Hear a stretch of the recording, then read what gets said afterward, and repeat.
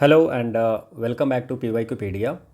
बहुत दिनों से एक मैं प्लान कर रहा था कि जो 72nd बीपीएससी की प्रीलिम्स होने वाली है उसके लिए रिवीजन के लिए आप लोग के लिए कुछ लाऊं। और आज से अगर हम लोग बात करें तो 50 दिन 50 डेज लेफ्ट हैं आपकी एग्ज़ामिनेशन के लिए, अगर वही डेट रहती है तो इसमें आप जो लोग प्रीलिम्स का एग्ज़ामिनेशन देने वाले हैं 72nd बीपीएससी का, उनको रिवीजन के लिए प्रीवियस ईयर क्वेश्चन से ज़्यादा इम्पोर्टेंट कुछ नहीं होगा। प्रीवियस ईयर क्वेश्चन से आपको एक आइडिया लग जाता है कि किस तरह के क्वेश्चन बीपीएससी पूछती है। और बीपीएससी जो ये आपको सीसी कंडक्ट कराती है सिविल सर्विसेज वाली, उसके अलावा भी बीपीएससी और भी एग्ज़ामिनेशन कंडक्ट कराती है। जैसे पहले सीडीपीओ का एग्ज़ामिनेशन कराती थी, जिसे उसका 2018 और 2021 की पेपर होती अवेलेबल है। अभी एईडीओ की एग्ज़ामिनेशन कराई थी तो एईडीओ के क्वेश्चन भी हैं उसमें आपको। दूसरा टीआरई आपको एग्ज़ामिनेशन कंडक्ट कराती है। मोटर व्हीकल इंस्पेक्टर की एक पेपर हुई थी, डीएसओ की पेपर हुई थी, एएसओ की पेपर हुई थी। तो ये सब बहुत सारी एग्ज़ामिनेशन बीपीएससी आपको कंडक्ट कराती है। तो हम सिर्फ सीसी का क्वेश्चन नहीं करके इन सब क्वेश्चन को भी एनालिसिस करेंगे तो हमें ज़्यादा बेनिफिट होगा। ठीक है, अभी हाल फिलहाल में बीपीएससी ने जितनी भी एग्ज़ामिनेशन कंडक्ट कराई है, मान लीजिए कि कोई इंजीनियरिंग की ही कोई पेपर थी, बट उसमें भी जीके के कुछ ना कुछ 25-50 क्वेश्चन होते हैं। चाहे टीचर वाली है उसमें भी जनरल साइंस के क्वेश्चन होते हैं, जनरल नॉलेज के क्वेश्चन होते हैं। तो वो सब हम लोग कर लेंगे तो हम लोग को बेनिफिट हो जाएगा, पता चलेगा कि अभी किस तरह के ट्रेंड में क्वेश्चन पूछे जा रहे हैं। करंट अफेयर्स भी पता चल जाएगा बहुत सारे। अब हम लोग क्या करने वाले हैं, थोड़ा सा ब्रीफ में मैं बता देता हूँ आपको कि हमने क्या प्लान किया है। वैसे अगर आप जाएंगे तो यूट्यूब के प्लेलिस्ट में 56 to 59 बीपीएससी से लेकर के 69th बीपीएससी तक के जितने भी प्रीवियस ईयर क्वेश्चन हैं वो सॉल्व किए हुए हैं पहले से। लेकिन डिफरेंस क्या हो जाता है, जैसे कि करंट अफेयर्स जब मैंने वो सॉल्व कराया था तो करंट अफेयर उस समय के अनुसार जो करंट अफेयर्स था वो मैंने कराया था, वो सारे करंट अफेयर्स अब ये चेंज हो गए हैं। तो फिर से हम लोगों को कम से कम करंट अफेयर्स वाले पोर्शन करने हैं। और एक और डिमांड आ रही थी कि सर टॉपिक वाइज कर दीजिए, जैसे कोई पर्सन है जिसको बिहार स्पेशल ही सिर्फ करना है, वो बिहार से बाहर के हैं या किसी और एग्जामिनेशन का प्रिपरेशन कर रहे हैं, जैसे यूपीएससी का प्रिपरेशन कर रहे हैं, तो उनको बिहार स्पेशल पे ज़्यादा फोकस करना होता है। तो उन लोगों के लिए, चाहे जिसको सिर्फ साइंस चाहिए, साइंस करना है, तो मैंने कहा कि ठीक है मैं टॉपिक वाइज कर देता हूँ। उस टॉपिक में भी हमने प्लान किया है कि कुछ वेटेज के अनुसार से कर देते हैं, कि जिस पेपर की जितनी वेटेज है उसके अनुसार से कर देते हैं। तो अगर वेटेज की बात करें तो 3 सब्जेक्ट ऐसे हैं जिसमें मोर देन 50% क्वेश्चन आते हैं। तो एक तो हो गया बिहार स्पेशल, जिससे हम लोग शुरुआत करेंगे बिहार स्पेशल का। दूसरा है हिस्ट्री पोर्शन। बिहार स्पेशल में क्या होता है कि मोर देन 20 क्वेश्चन आते हैं।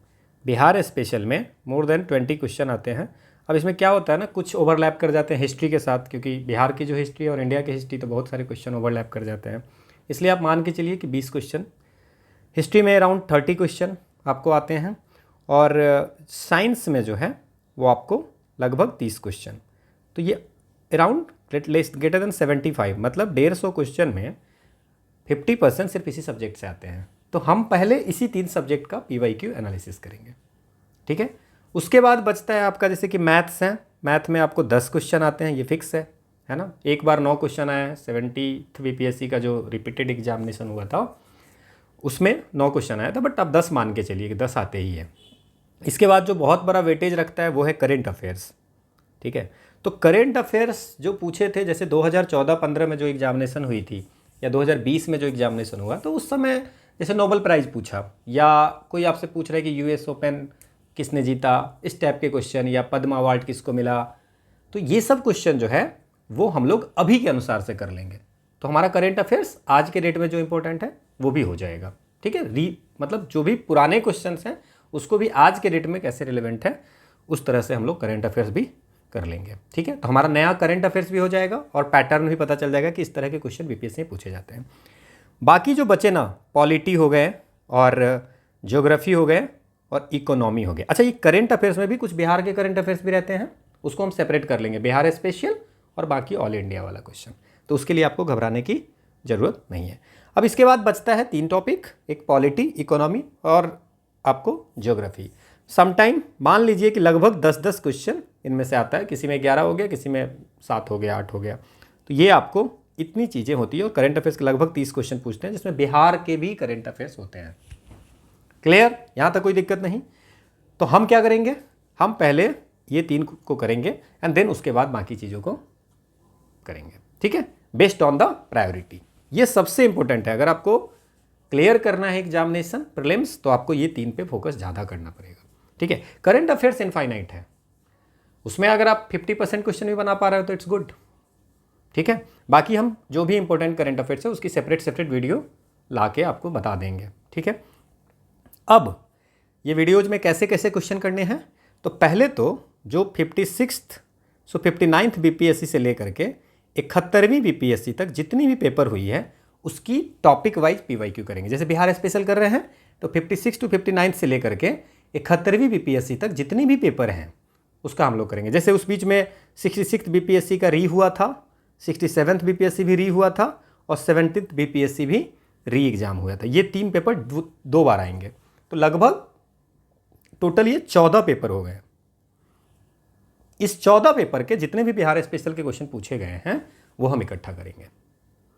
अब इसकी अगर आप नोट्स बनाएंगे ना तो आपको बिहार स्पेशल बाय डिफॉल्ट पूरा हो जाएगा, क्योंकि हम लोग सिर्फ ABCD नहीं करेंगे किसका सी आंसर होगा इसका डी होगा, हम लोग उसके हर ऑप्शन को एनालिसिस करेंगे, जितनी इंफॉर्मेशन उस रिगार्डिंग दिया जाएगा, सो दैट कि आपकी जो नोट्स होगा वो पूरी तरह से बिहार रिलेटेड जितनी भी चीज़ें होंगी वो सारी आपके नोट्स में आ जाएंगी। नोट्स आप पक्का बनाना। जब ये हमारा कंप्लीट हो जाएगा, ये पूरी सीरीज जब कंप्लीट हो जाएगा, देन हम लोग इसके एक एक पेपर को लेकर के सॉल्व करेंगे। CDPO का, AEDO का, TRE का paper, MBI motor vehicle inspector वाली जो थी, जहाँ जहाँ GK के GS के क्वेश्चन पूछे गए हैं हम सब क्वेश्चन करेंगे, ठीक है। और करंट अफेयर्स का साइड बाय साइड हम लोग लाएंगे। इतनी चीज़ें मैं आपको कराऊंगा। जैसे किसी दिन बजट हम लोग पढ़ा देंगे आपको, किसी दिन इकोनॉमिक सर्वे करा देंगे, किसी दिन कास्ट सर्वे का डेटा बता देंगे, किसी दिन बिहार सरकार की जो स्कीम है वो उसके बारे में बात कर लेंगे, किसी दिन कोई इन्फॉर्मेशन कर लेंगे, है ना। इस तरह से हम लोग चीज़ें बढ़ाएंगे। क्लियर, समझ में आया? ये हमारी पूरी प्लानिंग है और 50 दिन लेफ्ट है, तो हम लोग इसको जल्दी से जल्दी कंप्लीट करेंगे। ऑल वीडियोज 8 बजे, मैं पूरी कोशिश है कि 8 बजे आपको ये वीडियो मिल जाएगी और will definitely complete this series. 1-2 दिन अगर बीच में नहीं हुआ किसी कारणवश तो आपको घबराना नहीं है, मैं 2 वीडियो करके, बट ये जितनी भी चीज़ें मैंने बोली है वो will complete before your examination. Try करेंगे कि 1 सप्ताह पहले ही आपको कंप्लीट करके दे दूँ, ठीक है। तो चलिए हम लोग स्टार्ट करते हैं पहला सेशन बिहार स्पेशल का। और बिहार स्पेशल में आज हम 2 साल के बिहार स्पेशल के क्वेश्चन करेंगे। वो 2 साल कौन होगा? 56 to 59 BPSC और 60 to 62 BPSC। कौन कौन सा? हम लोग आज जो करेंगे 56 to 59 BPSC के जितने भी क्वेश्चन थे और 60 to 62 BPSC के जितने भी क्वेश्चन थे बिहार स्पेशल क्वेश्चन। चलिए शुरुआत करते हैं। नोट्स आप जरूर बनाइएगा, ठीक है। पहला हमारा क्वेश्चन है कि बिहार से लोकसभा के लिए कितने सदस्य चुने जाते हैं? How many members are elected from Bihar to the Lok Sabha, ठीक है। तो ये टोटल होते हैं 40। बिहार से लोकसभा की जो सीट है 40 है। इसमें कभी कभी ये भी क्वेश्चन पूछता है कि ये कौन सी लोकसभा चल रहा है, तो ये 18वीं लोकसभा अभी चल रही है, ठीक है, 2024 से 2029 तक, ठीक है। तो 18th लोकसभा चल रहा है, ये याद रखना है, 2024 से 2029 ये याद रखना है। बिहार की टोटल कितनी सीट है? 40 सीट है। अब इसमें ये भी याद रखना कि ये जो 40 सीट है उसमें कौन कितना सीट जीता है। तो याद रखना है BJP 12 सीट जीती थी, जदयू जो है वो 12 सीट जीती थी, कभी कभी ये भी पूछ देता है, और LJP रामविलास जो है ना, वो 5 सीट जीती है। हम जो पार्टी है वो 1 सीट देती है। राष्ट्रीय जनता दल लालू यादव की जो पार्टी है वो 4, कांग्रेस जो है सो 3 जीती है, CPI ML, ठीक है ना, वो 2 सीटें जीती है, और इंडिपेंडेंट पप्पू यादव 1 सीट जीते हैं। ये भी याद रखना, समटाइम वो पूछ देते हैं कि भाई कितने लोग कितने जीते हैं, ठीक है। यहाँ तक कोई दिक्कत नहीं, तो आप ये जब भी इस टाइप के क्वेश्चन आएंगे तो आप सॉल्व कर लेंगे, ठीक है। अगला हमारा क्वेश्चन है कि ऑप्शन दिया हुआ है और बोल रहा है कि बिहार का कौन सा यूनिक फेस्टिवल है बिहार का। तो बिहार में तो दीपावली भी आप लोग मनाते हैं, है ना, सारी चीज़ें मनाई जाती हैं, लेकिन बिहार की जो यूनिक है, जो मतलब कि मोस्टली बिहार में ही होती है, वेल नोन है, वो क्या है? छठ पूजा। छठ पूजा जो होता है वो बिहार का ट्रेडिशनल फेस्टिवल है। ठीक है, ये कौन सा किस भगवान को डेडिकेटेड है? दैट इज द सूर्य भगवान को। सूर्य भगवान को ये आपको डेडिकेटेड है छठ पूजा। छठ का त्यौहार बिहार का एक यूनिक त्यौहार है। ठीक है, बाकी बिहार में बुद्ध जयंती भी मनाई जाती है। बिहार में मकर संक्रांति भी मनाई जाती है। इवन ये जो बिशु है ना, बिहुला करके एक होता है, बिहुला जो है सो बिहार में मनाई जाती है। जैसे उसको विषहरी पूजा भी होते हैं, विषहर जो नाग को बोलते हैं, है ना। तो ये भी आपको बिहुला भी आपको ध्यान रखना है। ठीक है, जो मकर संक्रांति है, बिहार के और भी फेस्टिवल जो है उसमें एक है मकर संक्रांति। मकर संक्रांति जो है ये बिहार का हार्वेस्ट फेस्टिवल है। क्या है? Harvest festival. जैसे साउथ इंडिया में पोंगल होता है ना, साउथ इंडिया में पोंगल होता है, नॉर्थ इंडिया में लोहड़ी होता है, पंजाब वगैरह में, असम में बिहू होता है, उसी तरह इंडिया में मकर संक्रांति होता है। हार्वेस्ट फेस्टिवल इसको बोलते हैं। ठीक है, इवन बिहार में बुद्ध जयंती भी मनाई जाती है, क्योंकि ऐसा माना जाता है कि बुद्धा को एनलाइटमेंट मिली है कहाँ पे? बिहार में। इसके बाद बिहुला एक है जिसको बिषहरी पूजा भी बोलते हैं। ये कहाँ पे होता है पूजा? भागलपुर में।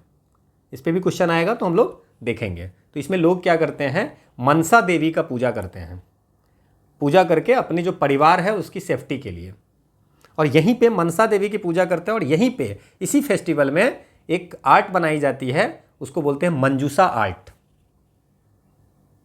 ठीक है, इसकी कहानी है कि जो बिहुला होती है, उसके पति होते हैं लक्षिंदर, उनको सांप काट लेता है, तो फिर वो मनसा देवी का पूजा करते हैं कि उसके जो हस्बैंड होंगे उसकी वो मतलब जिंदा हो जाए, उनकी लाइफ आ जाए, इसके लिए। तो ये भी थोड़ा सा इसमें याद रखेंगे। ठीक है, आगे अगर इस पर क्वेश्चन पूछेगा तो हमको समझ आ जाएगा। नालंदा यूनिवर्सिटी के फाउंडर कौन है? बिहार में आपका नालंदा यूनिवर्सिटी है। अब ये हिस्ट्री में भी हम लोग लिख सकते थे, बिहार स्पेशल में ले लेते हैं। तो गुप्ता किंग थे, कौन थे? उसका नाम था कुमारगुप्त। कुमारगुप्त ये आपको नालंदा यूनिवर्सिटी का 427 ईस्वी में आपको जो है फाउंड किया था। So who is the founder of the Nalanda university? That is the Kumaragupta. Clear? ईस्वी भी याद रखेंगे। बिहार में गांधी जी ने किस जगह पे सबसे पहला सत्याग्रह किया था? देखिए, तो ये आंसर है चंपारण। आप लोगों को पता होगा, ये पहला सिविल डिसोबीडियंस मूवमेंट है। सिविल डिसोबीडियंस मूवमेंट, पहला सिविल डिसोबीडियंस मूवमेंट है जो महात्मा गांधी के नेतृत्व में 1917 में लड़ा गया था। कौन से, किस सिस्टम के खिलाफ? 3 कठिया सिस्टम। 3 कठिया मतलब 3/20 फोर्स्ड इंडिगो कल्टीवेशन करनी थी फार्मर्स को। ठीक है ना, मतलब 3/20 जितनी उनकी लैंड होल्डिंग थी उसका 3/20वां भाग में इंडिगो ग्रो करना होता था। गांधी जी को बुलाया किसने था? राजकुमार शुक्ल। ये भी याद रखेंगे, इस पे क्वेश्चन आते हैं। ठीक है, कि आप आइए और देखिए बिहार में जो इंडिगो कल्टीवेटर है उसकी सिचुएशन, बिहार के जो फार्मर है उसकी सिचुएशन कितनी खराब है। क्लियर? तो चंपारण सत्याग्रह आंसर हुआ। अगला है कि कौन सा सिख गुरु है जिसका जन्म पटना में हुआ था? तो गुरु गोविंद सिंह का जन्म पटना हुआ था। ये सिख के 10वें गुरु हैं। ठीक है, और इनका जन्म हुआ था 22 दिसंबर 1666 ईस्वी में। आप इस ईस्वी भी याद रख सकते हैं। शुरुआत के समय में वो वहाँ पे उस टाइम पटना में ही गुजारे थे। ठीक है ना। एक चीज़ और याद रखिएगा, तो गोविंद सिंह का जन्म स्थान है, लेकिन पटना में एक और सिख गुरु हैं जो कि विजिट किए थे वहाँ। 2 हैं, एक है गुरु नानक देव जी आपको जो है सो विजिट किए थे पटना। दूसरा जो विजिट किए थे गुरु तेज बहादुर भी विजिट किए थे। तो ये क्वेश्चन भी आपको दिमाग में रखना है कि जन्म हुआ था गोविंद सिंह का, विजिट नानक जी भी किए थे और तेज बहादुर जी भी किए थे। तो अगर पूछेगा कि कौन पहले विजिट किया था तो आपको पता है ना, नानक। ठीक है, और जन्म किसका हुआ था? गुरु गोविंद सिंह। कौन कौन विजिट किया था ऑप्शन में रहेगा, कौन विजिट नहीं किया था 4 ऑप्शन में दे दिया, तब भी आपको पता है। क्लियर? समझ में आएगा? ठीक है। अगला हमारा क्वेश्चन है कि 1922 में कांग्रेस की गया में एक सेशन होती है, तो गया सेशन के प्रेसिडेंट कौन होते हैं? तो वो होते हैं चित्तरंजन दास। 1922 में इंडियन नेशनल कांग्रेस की गया में एक सेशन होती है जिसके प्रेसिडेंट होते हैं चित्तरंजन दास। अगला क्वेश्चन है कि जयप्रकाश नारायण को किस नेम से जाना जाता है? लोकमान्य, देखो लोकमान्य जो है वो तिलक को बोलते थे, बाल गंगाधर तिलक, लोकमान्य बाल गंगाधर तिलक। लोकनायक जो है वो आपको जयप्रकाश नारायण को बोलते थे। तो आंसर क्या हो जाएगा? बी। अच्छा, लोकहितवादी किसको बोलते थे? गोपाल हरि देशमुख। याद रखेंगे, मान लीजिए कि अगली बार आपको पूछ दिया लोकहितवादी किसको बोलते हैं, है ना। लोक नेता किसको बोलते थे? गोपीनाथ मुंडे। किसको? गोपीनाथ मुंडे। इसको बोलते हैं एनालिसिस, कि हर ऑप्शन का, इस बार पूछा है ना कि जयप्रकाश नारायण को, अगली बार तिलक वाला पूछ दिया तो। अगला है कि डालमिया नगर जो बिहार में एक जगह है वो किस चीज के लिए फेमस है? डालमिया नगर जो बिहार में है वो किस चीज के लिए फेमस है? तो डालमिया नगर जो है वो आपको फेमस है सीमेंट के लिए। किसके लिए? सीमेंट के लिए। अच्छा, सिल्क के लिए कौन है? बिहार जो है टसार सिल्क का लार्जेस्ट प्रोड्यूसर है। ये भी पूछेगा अगर कि बिहार में किस तरह का। और बिहार एक ऐसा जगह है जहां पे 3 वेराइटीज जो सिल्क है वो तीनों पाए जाते हैं, टसार, मलबरी और एरी। टसार, मलबरी और एरी तीनों वैरायटी के सिल्क बिहार में पाए जाते हैं। ठीक है, और सब लार्जेस्ट प्रोड्यूसर कौन से सिल्क का है? टसार का। अच्छा, कौन सा जगह है? भागलपुर। अच्छा, एक और क्वेश्चन बनता है कि भागलपुर का जो सिल्क है वो कौन से कोकोन से बनते हैं? तो याद रखेंगे उसका नाम पैफिया सिल्क बॉर्म्स, एंथ्रिया पैफिया सिल्क बॉर्म। ठीक है, एंथ्रिया पैफिया सिल्क वॉर्म। सिर्फ क्वेश्चन नहीं सॉल्व करने हैं, डालमिया नगर हो गया, हम सीमेंट लिख के आ गए, नहीं, बाकी देखिए ना सिल्क का कहाँ है, सिल्क में क्या है, बिहार में सबसे ज़्यादा क्या पाया जाता है? टसार। और कौन कौन बिहार में पाया जाता है? मलबरी, एरी, तीनों पाया जाता है। सबसे ज़्यादा टसार पाया जाता है, कहाँ पाया जाता है? भागलपुरी में, है ना। तो कौन से जो सिल्क वॉर्म है जिससे पाया जाता है? तो पैफिया भी याद रखेंगे तो आपका काम हो जाएगा। ठीक है। अच्छा, फिर जूट है, लेदर का अगर बात करेंगे तो मुजफ्फरपुर उससे फेमस है लेदर के लिए। अगर मान लीजिए बात करेंगे कि पूर्णिया डिस्ट्रिक्ट जूट के लिए ना, पूर्णिया डिस्ट्रिक्ट जो है सो बिहार में सबसे ज़्यादा जूट का प्रोड्यूसर अगर बिहार में कहाँ होता है तो that is the Purnia district. इस तरह से आपको एनालिसिस करने होंगे। ठीक है, अगला क्वेश्चन है कि बिहार में बोल रहा है कि फॉरेस्ट एरिया कितना है। अब देखिए, ये तो जब पूछा था उस समय जो रहा होगा, हम लोग अभी क्या है ना, जो अभी 2023 में जो रिपोर्ट आई है उसके बारे में बात कर लेते हैं। ये बाइनियल रिपोर्ट होती है, ये जो फॉरेस्ट रिपोर्ट होता है हर 2 साल पे निकाली जाती है। ठीक है, तो इसमें आपको पूरे देश का भी आता है, बिहार का भी आता है। तो बिहार में टोटल फॉरेस्ट कवर जो है वो 7532.45 स्क्वायर किलोमीटर है। कितना है? 7532.45 स्क्वायर किलोमीटर। लास्ट ईयर से 151 स्क्वायर किलोमीटर ज़्यादा, मतलब लास्ट ईयर से इंक्रीज कितना किया? 2.05। 7532 जो है, समझ में आया बात, कि लास्ट ईयर जितना था उससे 2% ज़्यादा 151 स्क्वायर। डाटा में अगर पूछेगा तो 151 स्क्वायर किलोमीटर ज़्यादा, और लास्ट ईयर से 2% ज़्यादा अगर हम लोग को परसेंटेज में पूछेगा तो। ठीक है, हर टाइप का फॉरेस्ट मिला करके बिहार के टोटल ज्योग्राफिकल एरिया में कितना परसेंट फॉरेस्ट है? 8% फॉरेस्ट है। अच्छा, एक बात है, आपसे अगर पूछेगा कि बिहार का कौन सा डिस्ट्रिक्ट है जो सबसे ज़्यादा forest cover, largest forest cover कहाँ पे है, तो क्या बोलोगे? लार्जेस्ट फॉरेस्ट कवर बोलेगा तो आप कहोगे कैमूर, और लिस्ट फॉरेस्ट कवर बोलेगा तो शेखपुरा। डेटा आप देख सकते हो, अगर आपको इच्छा है याद करने का तो कर सकते हो। सबसे ज़्यादा परसेंटेज ऑफ ज्योग्राफिकल एरिया में कौन सा है? तो कैमूर। कैमूर की जो एरिया है उसमें 30% सिर्फ फॉरेस्ट है। इसका मतलब यह हुआ, समझ में आएगा, एरिया वाइज सबसे ज्यादा भी कैमूर में है और परसेंटेज वाइज भी कैमूर में है, और एरिया वाइज भी सबसे कम शेखपुरा में है और परसेंटेज वाइज भी सबसे कम शेखपुरा में है, 0.12%। अच्छा, लास्ट ईयर से जो 2019 में आई थी फॉरेस्ट रिपोर्ट और 2023 में जो आई है, ठीक है, उसमें 21 में नहीं हुई थी बिकॉज ऑफ द कोविड वगैरह के कारण। तो उसमें सबसे ज़्यादा किस डिस्ट्रिक्ट में इंक्रीज किया है? तो सबसे ज़्यादा इंक्रीज किया है भागलपुर में, और सबसे कम इंक्रीज किया है कैमूर में। मतलब कैमूर में डिक्रीज किया है, सबसे ज़्यादा है वहाँ पे, तो वहाँ डिक्रीज किया है, भागलपुर में इंक्रीज किया है। ठीक है, अब देखिए 3 तरह का फॉरेस्ट है, एक है वेरी डेंस फॉरेस्ट, एक है मॉडरेटली डेंस फॉरेस्ट, एक है ओपन फॉरेस्ट। तो वेरी डेंस फॉरेस्ट कहाँ पे है? वेस्ट चंपारण में सबसे ज़्यादा वेरी डेंस है, बहुत ज़्यादा घना। मॉडरेटली डेंस फॉरेस्ट ये भी वेस्ट चंपारण में है। ओपन फॉरेस्ट सबसे ज़्यादा जो है वो है कहाँ पे? कैमूर में। याद रखना है आपको। अब फॉरेस्ट कवर के साथ साथ आपको ये भी याद रखना है कि ट्री कवर कितना है, 2371 square kilometre, which is the 2.7% of the geographical area. Last year से 30 स्क्वायर किलोमीटर बढ़ा है।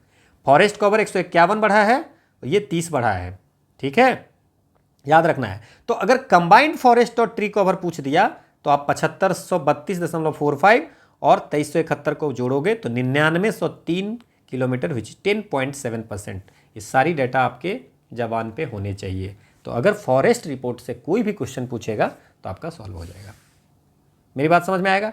तो यही होता है प्रीवियस ईयर। प्रीवियस ईयर में उस समय पूछा था फॉरेस्ट रिपोर्ट, तो ये आंसर नहीं जानना है हमको, लेकिन आज के समय में क्या है इसका आंसर वो हम लोग जान लेंगे तो हमारा काम हो जाएगा।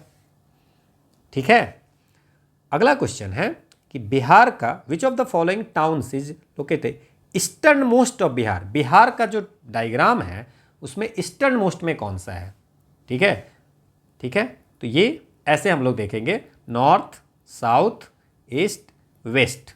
तो बिहार का इस टाइप इधर इधर क्या है? ठीक है, इस पोर्शन में ईस्टर्न मोस्ट में कौन सा है?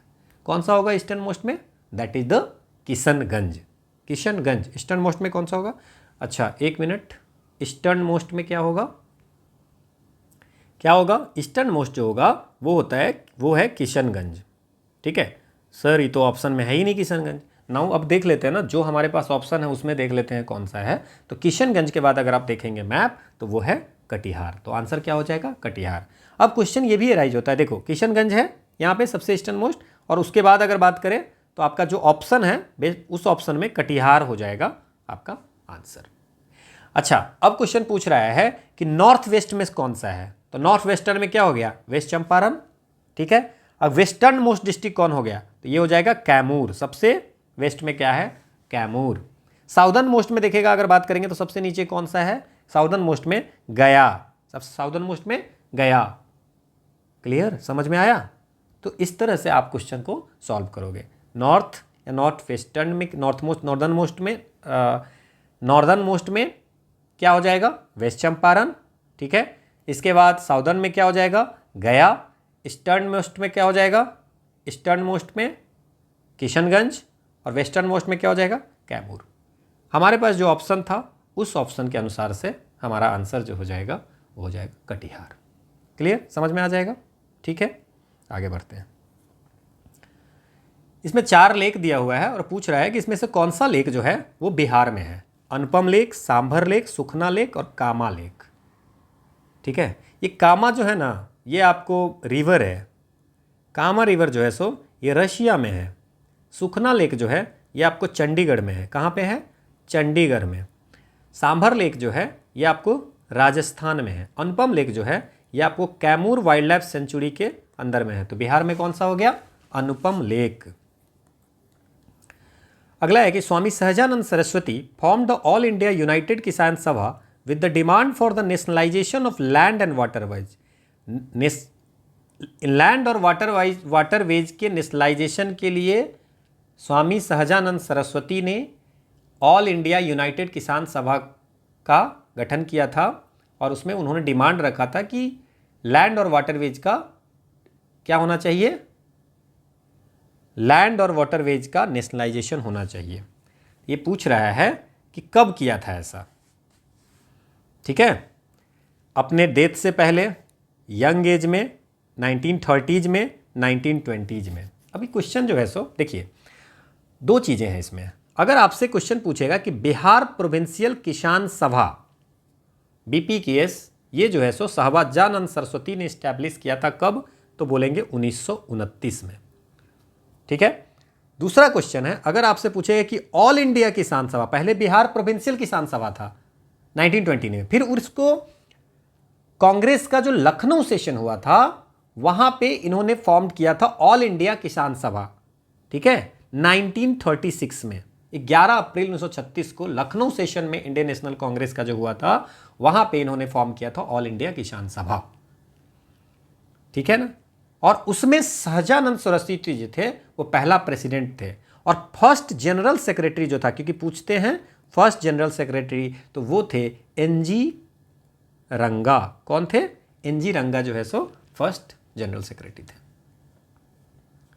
ठीक है। अब जब ऑल इंडिया किसान सभा बन गया तो ये प्रोविंस का एक ब्रांच बन गया। इवन ऑल इंडिया किसान सभा जो था वो कम्युनिस्ट पार्टी ऑफ इंडिया का फार्मर का जो विंग था वो भी उस तरह भी सर्व करता था। इवन सहजानंद सरस्वती जो थे वो बख्शत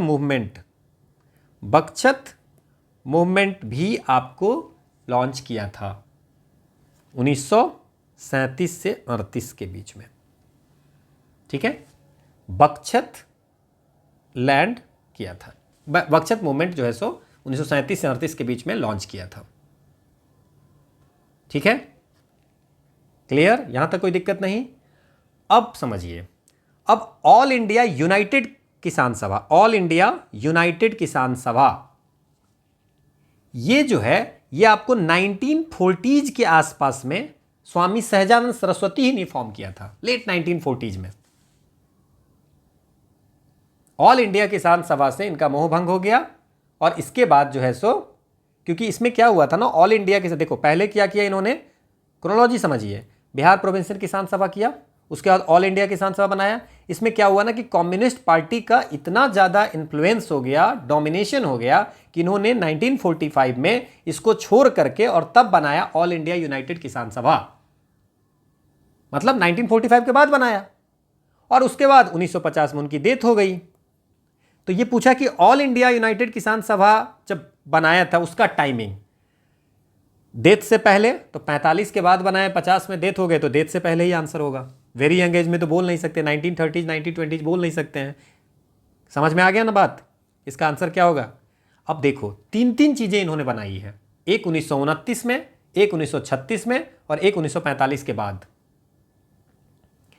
अब तीनों में कंफ्यूजन नहीं होनी है, ठीक है। तो इसमें क्वेश्चन क्या क्या पूछता है, बिहार प्रोविंशियल कब किसान सभा कब बनाई गई, दूसरा पूछते हैं ऑल इंडिया किसान सभा कौन से सेशन में, लखनऊ सेशन में 1936 में, प्रेसिडेंट कौन थे, सहजानंद सरस्वती, फिर फर्स्ट जनरल सेक्रेटरी कौन थे, एनजी रंगा, इनसे मोहभंग हुआ 1937-38 में तो बख्शत मूवमेंट इन्होंने लीड किया था। बाद में 1945 में कम्युनिस्ट पार्टी की डोमिनेशन हो गई, कम्युनिस्ट का डोमिनेशन हो गई, तो इन्होंने इस पार्टी ऑल इंडिया किसान सभा को छोड़ करके ऑल इंडिया यूनाइटेड किसान सभा बनाया, और उसमें उन्होंने डिमांड किया था कि लैंड और वाटर का नेशनलाइजेशन होना चाहिए,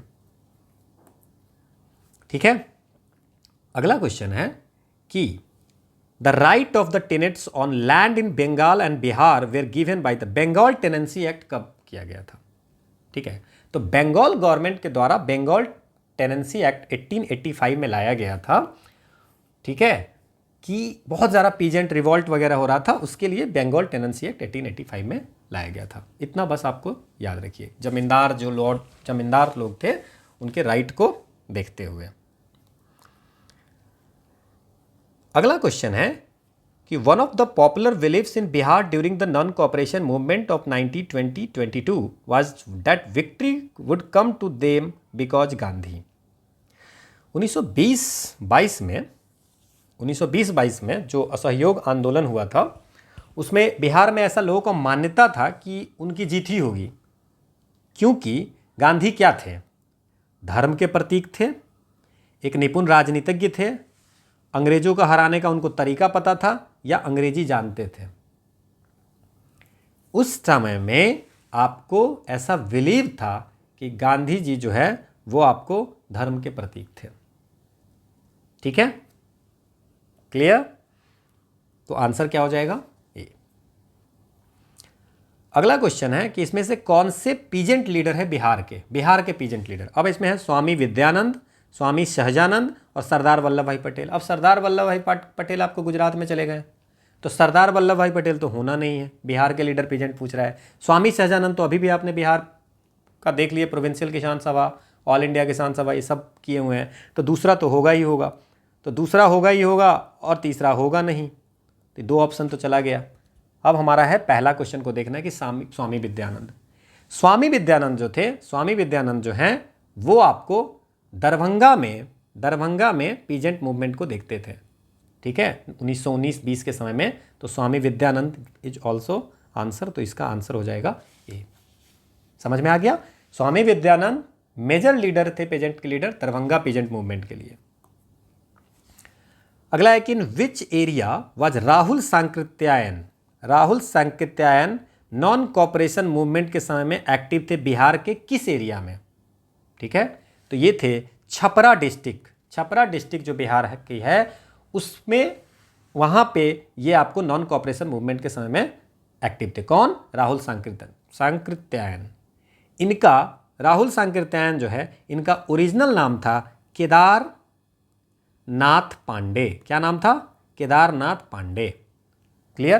तो नॉन कॉपरेशन मूवमेंट के समय छपरा डिस्ट्रिक्ट में बिहार के राहुल सांकृत्यायन जो एक्टिव थे, उनका ओरिजिनल नाम था केदारनाथ पांडे। अगला क्वेश्चन है, क्वेश्चन ये पूछ रहा है कि 1847 में पूछा है कि कौन सा सही है, ये भी ध्यान देना है, नॉट पूछ रहा है या करेक्ट पूछ रहा है। बोल रहा है कि 1857 के विद्रोह में महाराजा ऑफ दरभंगा, डुमराव, हटवा और उसके जो वहाँ पे जो जमींदार लोग थे, वो 1857 के समय में जो अंग्रेज थे उनको लोगों से और पैसा से हेल्प किया था। ठीक है, तो यही सही है आपका। 1857 के विद्रोह में ऐसी चीज़ें हुई थी कि महाराजा ऑफ दरभंगा, डुमराव और हटवा, इन्होंने क्या किया था कि अंग्रेजों को, ठीक है ना, मिलिट्री पर्सनल भी दिए थे और फाइनेंशियल, ठीक है, तो ये लोग किए थे ऐसा। अगला क्वेश्चन है कि who highlighted the plight of the peasant of Champaran by writing under pseudonym like Dukhi, Dukhi आत्मा, दुखी हृदय। स्यूडोनिम मतलब इस नाम से आर्टिकल लिखते थे। ये कौन थे? मतलब चंपारण के जो किसान हैं उसकी दुर्दशा के बारे में आर्टिकल लिखते थे न्यूज़पेपर में, उसमें नाम स्यूडोनिम देते थे, मतलब कि जिससे कि पता नहीं चले कि कौन लिख रहा है। ठीक है, कभी देते थे दुखी, दुखी आत्मा, दुखी हृदय। ये कौन थे? पीर मोहम्मद मुरिस थे कि राजेंद्र प्रसाद थे कि शहजानंद सरस्वती के एसन सिन्हा? तो ये थे पीर मोहम्मद मुरिस। ये एक मुस्लिम जर्नलिस्ट थे। ये आपको चंपारण के जो किसान थे उसके जो व्यथा थी उसको ये स्यूडोनिम से लिखते थे। अगला हमारा क्वेश्चन है, देखिए ये 60 से 60 सेकेंड का स्टार्ट हो गया। Which among the following state Udantipur education centre कहाँ पे है? तो उदांतीपुर या उदांतपुर या उदंदपुर, ये बुद्धिस्ट महाविहार हुआ करते थे बिहार शरीफ। कहाँ पे? बिहार शरीफ। बिहार शरीफ कहाँ है? ये है बिहार में। तो उदांतीपुर जो एजुकेशन सेंटर हुआ करते थे वो कहाँ पे? बिहार में। ऐसा माना जाता है कि ये इस्टेब्लिश किया गया था गोपाल के द्वारा। किसके द्वारा? गोपाल। गोपाल कौन थे? पाल शासक। 8th सेंचुरी में उदांतीपुर एजुकेशन सेंटर का स्थापना किया था। ठीक है, नालंदा के बाद सेकेंड ओल्डेस्ट जो है महाविहार जो है वो यही है। क्लियर? समझ में आ गया? अगला क्वेश्चन है कि संथाल रिवोल्ट कब हुआ था? अब देखिए संथाल रिवोल्ट पूछा है, अब हम लोग पूरा संथाल रिवोल्ट कर लेंगे। ये संथाल रिवोल्ट जो हुआ था वो आपको कहाँ कहाँ हुआ था? ये बीरभूम है, बीरभूम मतलब झारखंड के भी कुछ पार्ट है, बांकुरा, सिंहभूम, ये जो एरिया है ट्राइबल बेल्ट, हजारीबाग, ठीक है, देन इसमें भागलपुर और मुंगेर ये भी था। ये 1855-56 में आपको यहाँ पे संथाल रिवोल्ट हुआ था। और इसके कौन लीड कर रहे थे? ये थे सिद्धू एंड कान्हू। कौन थे? सिद्धू एंड कान्हू। ठीक है ना? क्यों कर रहे थे?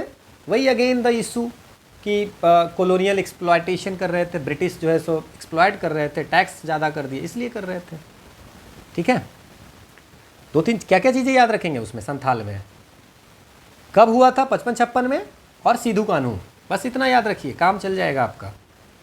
ठीक है, कर्नाट वंश के फाउंडर कौन है? कर्नाट वंश, कर्नाट डायनेस्टी जो है वो इस्टेब्लिश किया गया था 1097 में। इसमें 1097 में किसके द्वारा? नान्यदेव के द्वारा। किसके द्वारा? नान्यदेव के द्वारा। क्लियर? ये आपको मैथिल डायनेस्टी हुआ करती थी, मैथिल डायनेस्टी। एक चीज़ और इसमें याद रखिएगा, ठीक है ना, इसमें नान्यदेव के बाद कौन कौन आए थे? गंगदेव आए थे, फिर नरसिम्ह देव आए थे, फिर राम सिम्हादेव आए थे, फिर शक्ति सिम्हादेव आए थे, फिर लास्ट में हरिसिम्ह देव आए थे। ठीक है, तो ये भी आप याद रखिएगा। जो कर्नाट किंग होते थे ना, ये सब जो किंग है, देखिए नान्यदेव, गंगदेव, नरसिम्हदेव, राम सिंहदेव, शक्ति सिंहदेव, हरिसिम्हदेव, ये लोग ना, ये आपको बोलते थे, कर्नाट किंग जो है अपने आप को बोलते थे मिथिलेश्वर। ठीक है ना, और इनके समय में बनाया गया था वर्ण रत्नाकर, लिखा गया था क्या? वर्ण रत्नाकर, जो किसने लिखा था? ज्योतिरेश्वर ठाकुर। किसने लिखा था? ज्योतिरेश्वर ठाकुर, याद रखना है इसको। ठीक है ना, ये एकदम याद रखना है। इनकी जो डायनेस्टी थी उसकी मेन कहाँ पे जगह था? ये था सिमरौनगंज, जो कि आपको बिहार नेपाल बॉर्डर के आसपास में है, और दरभंगा जो है इनका सेकंड कैपिटल था। गंगदेव के समय में दरभंगा को सेकंड कैपिटल बनाया गया था। अब इतनी इंफॉर्मेशन आपको कर्नाट डायनेस्टी के बारे में याद रखनी पड़ेगी। नान्यदेव ने बनाया था 1097 में। ठीक है, इनका जो मेन स्ट्रॉन्ग होल्ड था, जहाँ पे इसकी पूरी हेड होती थी, वो थे सिमरौनगंज। सिमरौनगंज कहाँ पे? बिहार नेपाल बॉर्डर के आसपास में है। दरभंगा इनकी सेकंड सिटी थी। गंगदेव के समय में दरभंगा को आपको सेकंड कैपिटल बनाया गया था। इनके राजा अपने आप को मिथिलेश्वर बोलते थे। इनके समय में वर्ण रत्नाकर लिखी गई थी, जो लिखा था ज्योतिरेश्वर ठाकुर ने। इतनी इंफॉर्मेशन तो याद रखनी पड़ेगी आपको सर। ठीक है, क्वेश्चन क्या है कि बिहार का प्रथम मुस्लिम विजेता कौन है? मुस्लिम कॉन्क्वेरर ऑफ बिहार पहला कौन है? मलिक इब्राहिम, इल्तुतमिश, बख्तियार खिलजी, अली मर्दन खिलजी। देखिए, अब अगर हम बात करें तो इसका आंसर होगा बख्तियार खिलजी। बख्तियार खिलजी जो है तुर्को अफ़गान मिलिट्री जनरल थे। किसके? कुतुबुद्दीन ऐबक, है ना, कुतुबुद्दीन ऐबक का मिलिट्री जनरल ये हुआ करता था। ये आपको कब आया था?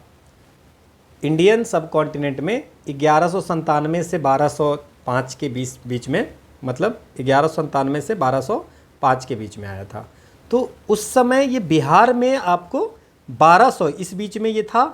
क्या क्या चीज़ याद रखना है? कुतुबुद्दीन ऐबक का जनरल था। मिलिट्री जनरल कौन था? बख्तियार खिलजी।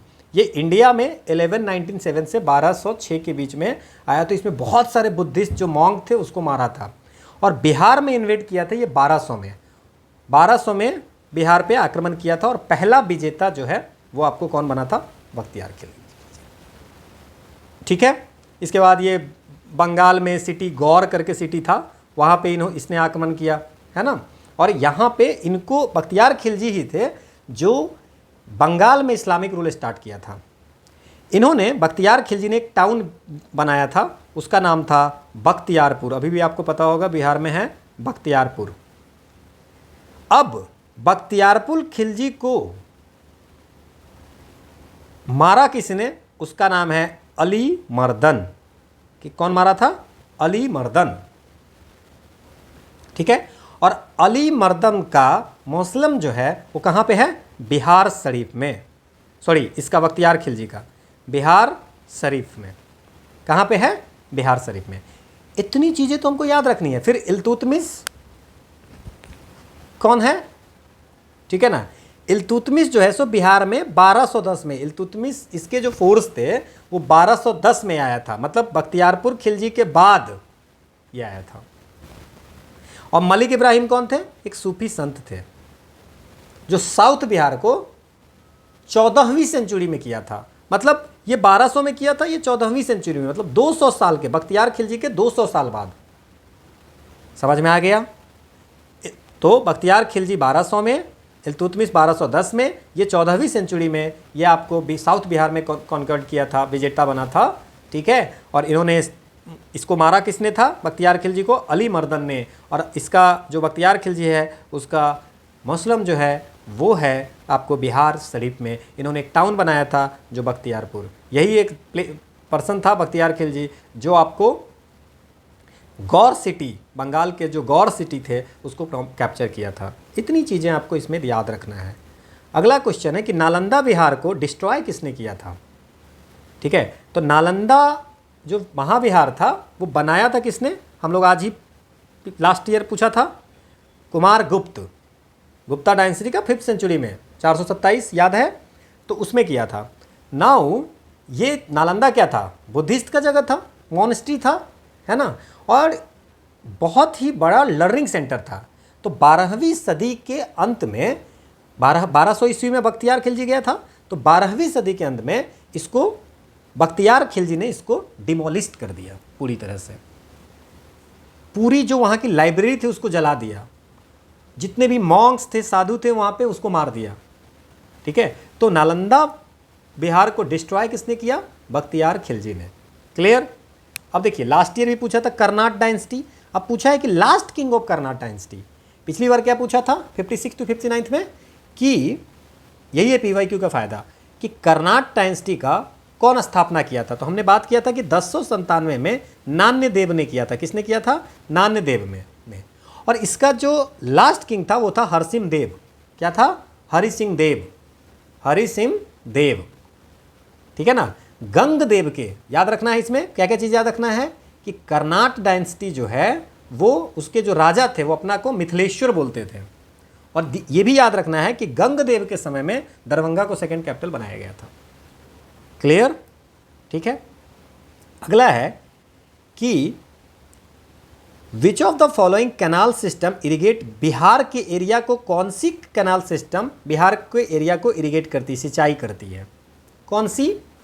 अपर Ganga canal, Triveni canal, Sharda canal, eastern Yamuna canal. अब समझिए, शारदा कैनाल जो है ये उत्तर प्रदेश में है, शारदा रिवर पे ये कैनाल बनाया हुआ है। शारदा रिवर, शारदा कैनाल ये आपको कौन सी? उत्तर प्रदेश के पीलीभीत डिस्ट्रिक्ट में है। तो आपसे पूछा है कि बिहार के एरिया को, तो ये तो होगा नहीं। इसके बाद ये ईस्टर्न यमुना कैनाल है। ईस्टर्न यमुना कैनाल जो है ये भी आपको सहारनपुर में है, सहारनपुर में ओरिजिनेट होती है। और ईस्टर्न यमुना कैनाल जो है ये बनाना किसने स्टार्ट किया था? शाहजहां ने। शाहजहां ने 1631 ईस्वी में, लेकिन ये पूरा कंप्लीट नहीं हुआ था। बाद में ब्रिटिशर्स जो है 1830 में इसको कंप्लीट किया था। ये भी उत्तर प्रदेश में हो गया ईस्टर्न यमुना कैनाल। इसके बाद क्या रखना है याद? त्रिवेणी कैनाल। त्रिवेणी कैनाल जो है वो कौन से रिवर पे है? ये है गंडक रिवर पे, ठीक है। ये आपको नॉर्थ वेस्ट बिहार को इरिगेट करता है। गंडक रिवर को याद रखना है, गंडकी रिवर भी बोलते हैं या इसको नारायणी रिवर भी बोलते हैं। नारायणी रिवर नेपाल में एक मेजर रिवर है, ठीक है, और गंगा की लेफ्ट बैंक ट्राइब्यूटरी है। क्लियर? समझ में आया? ठीक है। अगला हमारा क्वेश्चन है कि विच of the following landforms occupy the north western part of Bihar state. Bihar की जो बिहार का नॉर्थ वेस्टर्न पार्ट को कह रहा है, north western part of Bihar state में कौन किस तरह की लैंडफॉर्म्स हैं? ठीक है, तो ऊपर हो गया बिहार में 3 लैंडफॉर्म्स है, 3 लैंडफॉर्म्स है। एक तो आपको शिवालिक रेंज है, ऊपर में शिवालिक रेंज, नॉर्थर्न रीजन जो वेस्ट चंपारण वगैरह है यहाँ पे शिवालिक रेंज है पहला। दूसरा कौन सा है? आपको बिहार प्लेन, बिहार प्लेन जो कि ये है सेंट्रल में बिहार प्लेन, और नीचे जो हो गया वो हो गया साउदर्न प्लेटू जिसमें कैमूर, बांका ये सब जगह पे आ जाएगा। तो आपसे पूछ रहा है कि नॉर्थ वेस्टर्न में, मतलब ऊपर का पूछ रहा है, तो ऊपर में कौन सा हो जाएगा? ये हो जाएगा सोमेश्वर हिली रेंज।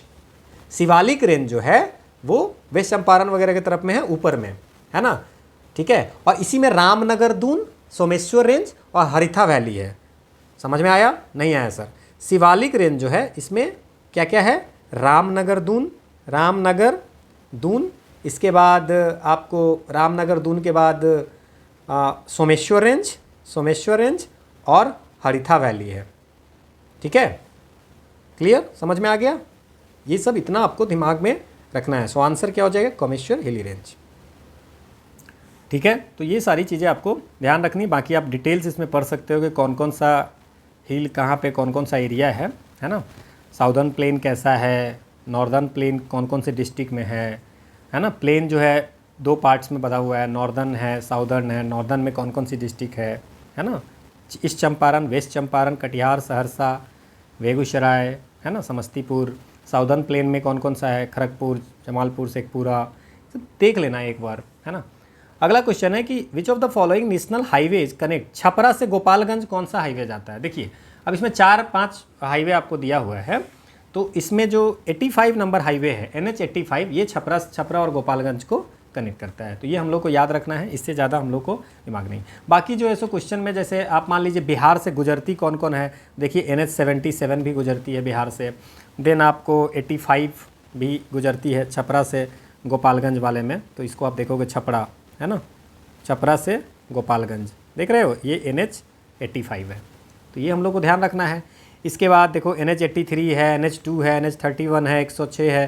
तो ये सब बिहार से जो गुजरती है वो है। इसमें ऐसा आपको NH 77 कहीं दिख रहा है? 77 है ही नहीं इसमें, ठीक है ना। 80 है, फिर देखो NH 80 है इधर। तो हमसे पूछा है कि छपरा से गोपालगंज, तो ये तो बिहार के कौन कौन से NH गुजरते हैं वो मैप में हम लोग देख सकते हैं।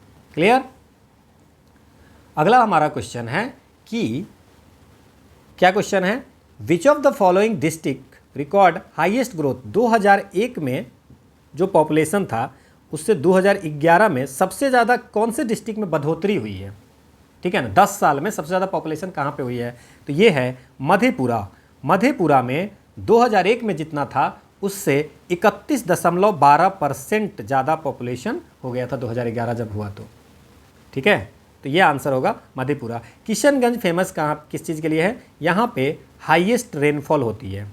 हाईएस्ट रेनफॉल किस डिस्ट्रिक्ट में होती है बिहार में? तो आप कहोगे किशनगंज। किशनगंज एक चीज़ के लिए और है कि चाइल्ड सेक्स रेशियो सबसे ज़्यादा यहीं पे है।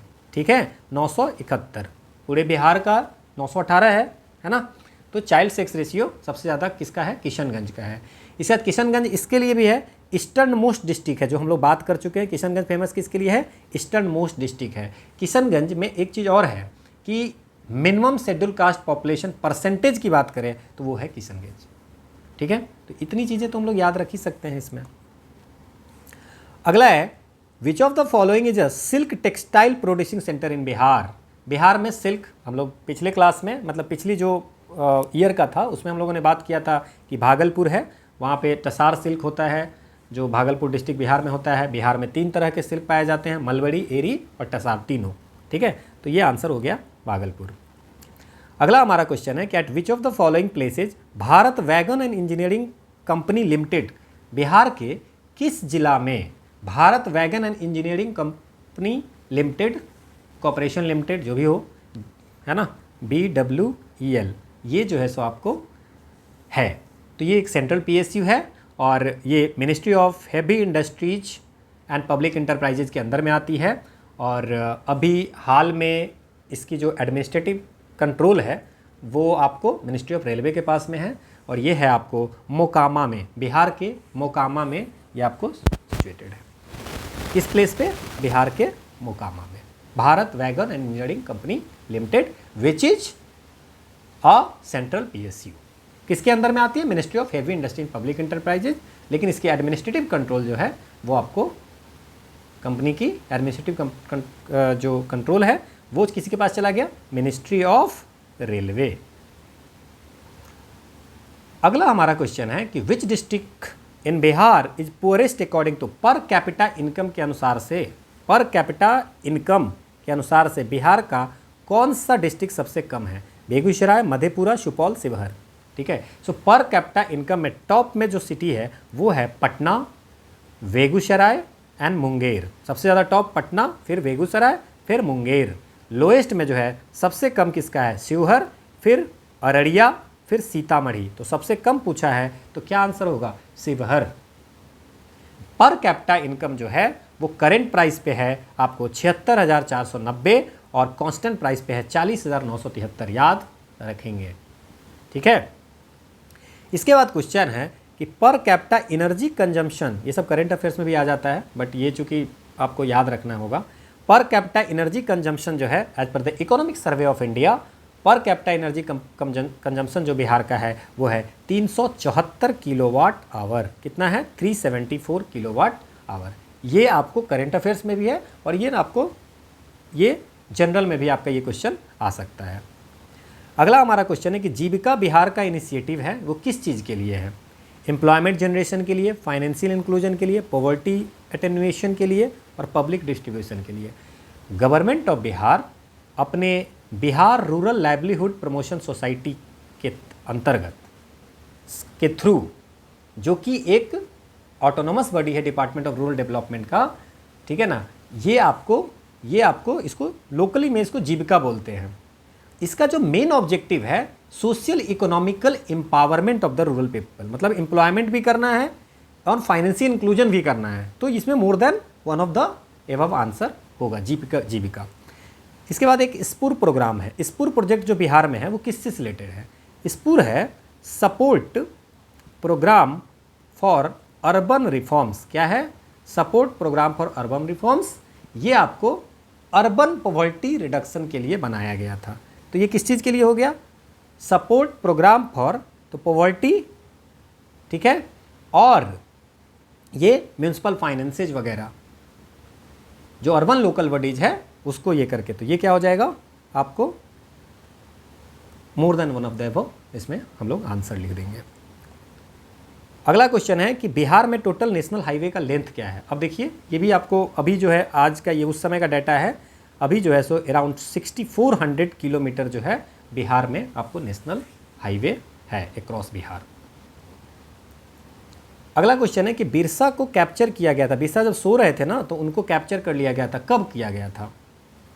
ठीक है, मुंडा ट्राइब के थे ये, बिरसा मुंडा ट्राइब के थे और ब्रिटिश के खिलाफ ये लड़ रहे थे और इसमें ये 3 फरवरी 1900 ईस्वी को चक्रधरपुर फॉरेस्ट में, है ना, इनको जो है सो कैप्चर कर दिया गया था और इनकाउंटर में इनकी डेथ हो गई थी। So answer is the 3 February 1900 ईस्वी। अगला है कि who was the leader of revolutionaries in Bihar? 1857 की क्रांति के समय में बिहार में कौन से लीडर थे? नामदर खान, बाबू कुंवर सिंह, बिरसा मुंडा, शंकर शाह। आप सबको पता है कि बाबू कुंवर सिंह जो थे वो आपको बिहार में रिवॉल्ट 1857 की क्रांति के लीडर थे। ठीक है, क्लियर?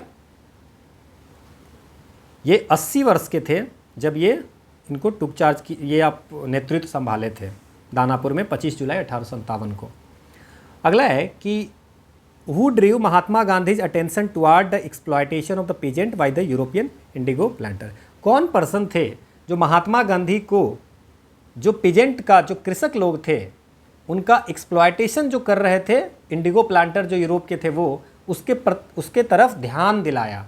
तो हम लोग लास्ट ईयर में भी इस टाइप के क्वेश्चन थे उसमें हमने बात किया था कि राजकुमार शुक्ला जी थे, उन्होंने आपको ये इस पे ध्यान दिलाया था 1916 के लखनऊ सेशन में। समझ में आया? राजकुमार शुक्ला। अगला है कि who left Patna college with just 20 days remaining for his examination during the non cooperation movement? कौन पर्सन थे जिनका 20 दिन के बाद फाइनल एग्जामिनेशन होने वाला था, उस एग्जामिनेशन को छोड़कर एग्जामिनेशन नहीं दे करके कॉलेज छोड़ दिया जब नॉन कोऑपरेशन मूवमेंट स्टार्ट हुआ? तो ये पर्सन कौन थे? ये थे जयप्रकाश नारायण। जयप्रकाश नारायण और उनके कुछ मित्र, ठीक है, वहाँ पे जब मौलाना अबुल कलाम आज़ाद ने गांधी जी के जो नॉन कोऑपरेशन मूवमेंट था रॉलेट एक्ट के खिलाफ में, उसमें पार्टिसिपेशन के लिए बोला तो जयप्रकाश और उनके कुछ साथियों ने कॉलेज छोड़ दिया। ठीक है ना? कौन से कॉलेज में पढ़ते थे ये? Bihar Patna college, Bihar national college. ठीक है, और बाद में जयप्रकाश जो है सो ज्वाइन किए कौन? बिहार विद्यापीठ, जो कॉलेज फाउंड किया था राजेंद्र प्रसाद ने। ठीक है, ये ध्यान रखना है। अगला है कि who joined Subhash Chandra Bose to found All India Forward Bloc and actively associated with the INA movement? Bihar का कौन ऐसा पर्सन था, कौन ऐसा पर्सन बिहार से थे जो सुभाष चंद्र बोस जो ऑल इंडिया फॉरवर्ड ब्लॉक बनाए थे उसमें जो है सो आपको जो उसको ज्वाइन किया था और आईएनए के जितनी भी मूवमेंट होती थी उसमें आईएनए मूवमेंट में एसोसिएटेड थे। क्या जयप्रकाश नारायण थे, बैकुंठ शुक्ल थे, सीलभद्र यजी थे या राम नारायण प्रसाद थे? अच्छा, बैकुंठ शुक्ल जो थे, बैकुंठ शुक्ल के बारे में बता दूं, ये मुजफ्फरपुर में इनका जन्म हुआ है। ये सॉल्ट सत्याग्रह जो 1930 में हुआ था उसमें ये पार्टिसिपेट किए थे, ठीक है। और शुक्ला जो बैकुंठ शुक्ल थे इनको कन्विक्ट किया गया था फणींद्र नाथ घोष के मर्डर के खिलाफ में, जो गवर्नमेंट अप्रूवर नहीं बन गए थे, है ना, गवर्नमेंट अप्रूवर। देखिए एक चीज़ समझिए इसमें, फणींद्र नाथ घोष, ठीक है, बन गए थे गवर्नमेंट अप्रूवर और इनके गवर्नमेंट अप्रूवर बनने के कारण भगत सिंह, सुखदेव और राजगुरु को फांसी लग गया था। तो फणींद्र नाथ घोष को इसके कारण बैकुंठ नाथ शुक्ल ने मर्डर कर दिया। समझ में आया? ठीक है, तो बैकुंठ नाथ शुक्ल तो इसके लिए फेमस हो गया। अब है बचा सीलभद्र यजी। सीलभद्र यजी जो है ये भी थे बिहार से। ये 1928 का कलकत्ता सेशन जो है सो ज्वाइन करते हैं, मतलब कि अटेंड करते हैं इंडियन नेशनल कांग्रेस का 1928 का कलकत्ता सेशन, ठीक है। बाद में 1932 में जब कांग्रेस सोशलिस्ट पार्टी बनती है तो उसमें ये पार्टिसिपेट करते हैं, ठीक है, और किसान मूवमेंट में एकदम पार्टिसिपेट बढ़िया से हो जाते हैं। और यही जो है सो 1939 में सीलभद्र यजी फॉर्मेशन को फाउंड करते हैं ऑल इंडिया फॉरवर्ड ब्लॉक का। ऑल इंडिया फॉरवर्ड ब्लॉक का किसके साथ? सुभाष चंद्र बोस के साथ। और यजी जो है वो एक्टिवली एसोसिएटेड थे आईएनए मूवमेंट से। नेताजी जब भी एब्सेंस होते थे उनके एब्सेंस में सारा कुछ यही करते थे, ठीक है। तो ये आपको याद रखना है, सीलभद्र यजी। तो मैंने बैकुंठ शुक्ल के बारे में बता दिया, सीलभद्र यजी। अगला है a pleader of Bihar who left his lucrative practice during non cooperation. अब बिहार का कौन से वकील थे जो नॉन कॉपरेशन मूवमेंट के समय में अपना प्रैक्टिस छोड़ दिया था? तो ये थे राजेंद्र प्रसाद। कौन थे? राजेंद्र प्रसाद। अगला है कि 2011 के सेंसस के अंतर्गत बिहार का पॉपुलेशन के टर्म में देश में कौन सा स्थान है? तो 3rd पोजीशन है आपको पॉपुलेशन के इसमें, ठीक है ना। Okay, so this is all about for today's session. आज हम लोगों ने 2 साल के बिहार स्पेशल किए हैं। अगले दिन फिर अगले 2 साल के करेंगे। इस तरह से 7 वीडियो में हम ये जो बिहार सीसी की जितनी भी 14 साल का हमने किया, 14 पेपर लिए हैं, वो कंप्लीट हो जाएगा। उसके बाद हम लोग दूसरा सब्जेक्ट करेंगे। This is the quote of the day, that it doesn't matter what others are doing, it matters what you are doing. दुनिया क्या कर रही है इससे कोई मतलब नहीं है, आप क्या कर रहे हैं इससे आपकी सफलता डिपेंड करती है। So thank you all for watching.